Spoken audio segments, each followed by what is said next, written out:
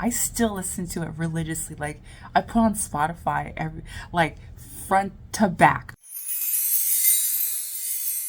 Hey everyone, it's me Ice. I hope you're all doing well. I'm here today to talk about albums that really impacted me and inspired me to play metal. They're that album slash artist that really got me into this path of extreme music. If you don't know me, I'm a big fan of Joffrey Cowboy. They were, in the beginning, like the band that I just fell in love with along the way. When I heard of Joffrey Cowboy, the first album I heard from them was Genesis. Genesis was the love of my life. I felt like the Genesis album was my boyfriend, so to say. It's just, I fell so in love with every track. It inspired me to write more dark, like guitar-wise, more darker sounds. And I love Johnny. I think Johnny is amazing. And I saw them twice live at Mayhem. And I still have an autographed poster of them, and I think their album Genesis really got me up. Like it was a reason for me to live, so to say. So Genesis from Joffrey Cowboy was one of the albums that inspired me to pursue guitar. This should come as no surprise. Pantera. Pantera means so much to me. I met Vinny. I have a story with Vinny. Before he passed, he was playing at the Regency. I saw him and I jumped off the bus from going home and I ran after him. There's a picture online on Facebook, and I told him, "Can I take a picture with you?" And he was the sweetest guy ever. And Pantera, especially Dime, just inspired me so much. I wish I could be at his level. He's just so beautiful, and the way he plays, and he's so passionate. That's the thing about Dime that set him apart from everyone. He is passionate. Pantera really inspired me. I don't know, just to become like a better writer, but their delivery and how they express themselves and their live performances too are just so amazing. So I'd say Pantera. I mean, I need to just say Pantera because their stuff is so good. Like everything from them is so good. Everything they have written is beautiful. Yeah. Alive or Just Breathing was kind of like the introductory of me discovering like their music, and The End of Heartache 2 was such a beautiful album. Yeah, Howard Jones is like, I've never met anyone with that. I mean, not met anyone, but heard anyone like back then with such a voice, such a force with that voice. It is so beautiful. I mean, the passion in his voice, like it's so beautiful. The way he just like the inhale, like the way he just forces his voice with his words, it's just so beautiful. And I have loved Killswitch, ever since. And that alone just moved me. Howard is just so moving. Also want to say that Adam is fucking brilliant. Like he's such a brilliant guitar player.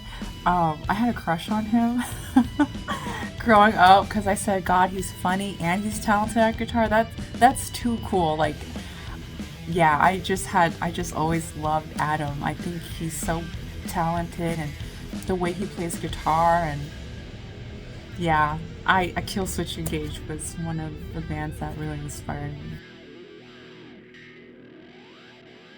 Alright guys, next band. This should come as no surprise.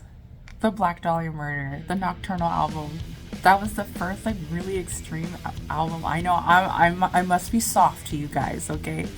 But Nocturnal, that album, I listened once. I don't know how I bumped into them. I don't know like how that happened, but I bought their album. I was listening to that religiously every single day. Brian is such a good guitar player too. I mean, they have so many great lead guitar players. I am a big Brandon Ellis fan. I love him. And Ryan Knight. Ryan Knight is underrated. Like someone like hello, have you seen him like freestyle on guitar? Like that man is brilliant. But when it comes to like I love Trevor. It breaks my heart that he's not here. It kills me to not have him around. Is just like walking around with no heart. It hurts. It still kills me. But I just wanted to say that the Black Dahlia Murder really, really, really, really inspired me. And the Nocturnal album was the first album I got from them. And from there, I've been following them and listening to their albums. And you know, I have to say, I mean, maybe you guys are gonna disagree, but I think Brandon Ellis is such an amazing guitar player. Like, I really like him. I love the Black Dahlia Murder. All the members they're just so good. Like, the chemistry is just so good. Like, you can't see a lot of bands stick together, but they are dedicated till the end. Like, I love this band. I love their music.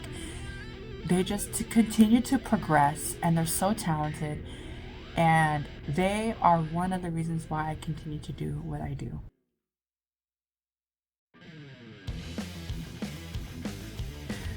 Whitechapel, can we talk about Whitechapel right quick? A New Era of Corruption in 2010 is nasty. Like, that is a nasty album. Like, I love that album. I still listen to it religiously. Like, I put on Spotify like front to back. I just listened to it over.